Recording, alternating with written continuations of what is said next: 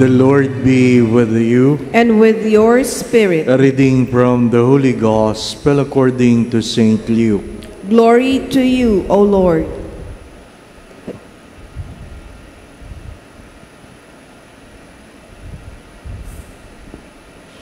After Jesus had spoken, a Pharisee invited him to dine at his home. He entered and reclined at table to eat. The Pharisee was amazed to see that he did not observe the prescribed washing before the meal.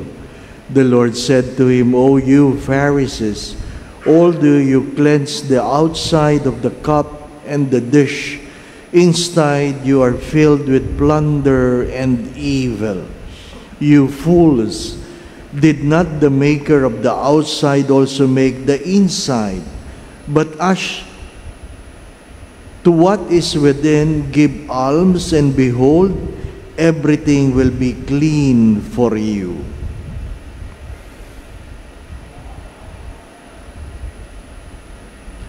The Gospel of the Lord.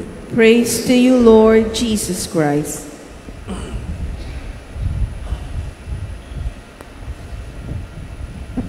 We all know the saying, if you lose money, you lose nothing.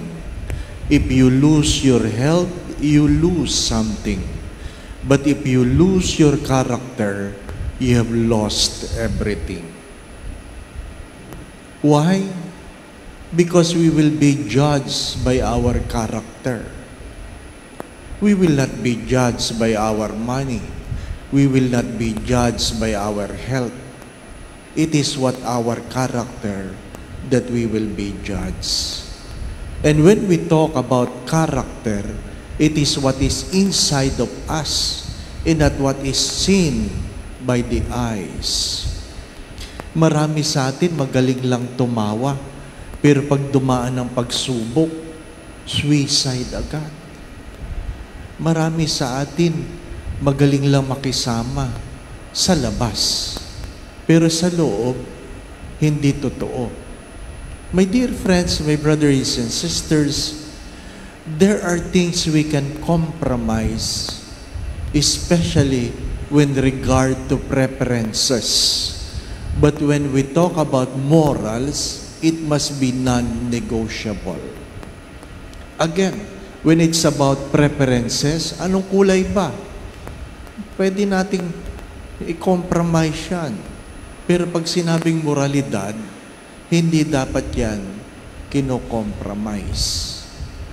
Maganda pong pagtuunan sapagkat sinasabi sa unang pagbasa, wala kang excuse dahil alam mo kung ano ang tama at mali.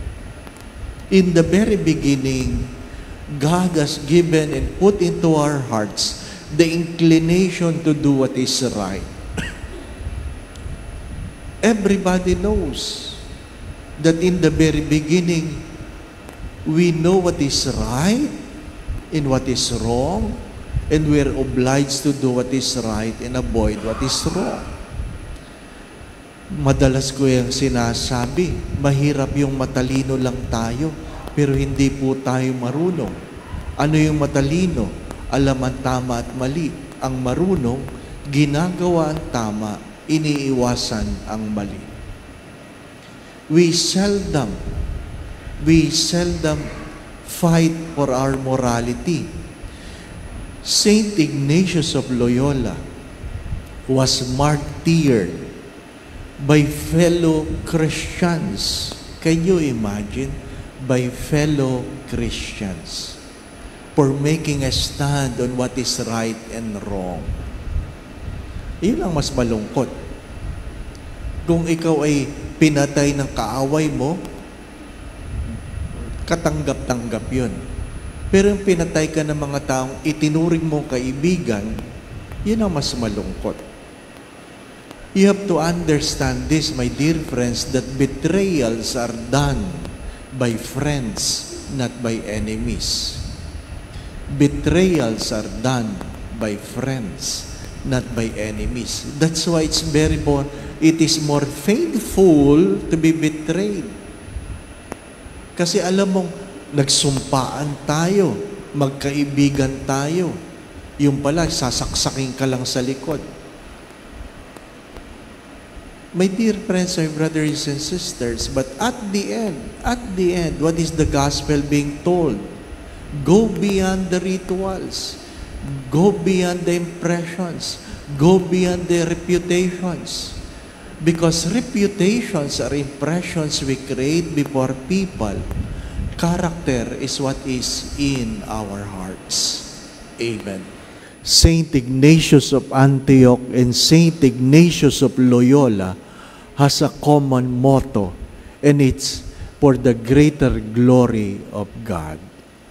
My dear friends, keep this in mind, that what really matters is what is in our hearts. It is not about how we feel, what we feel, but our character.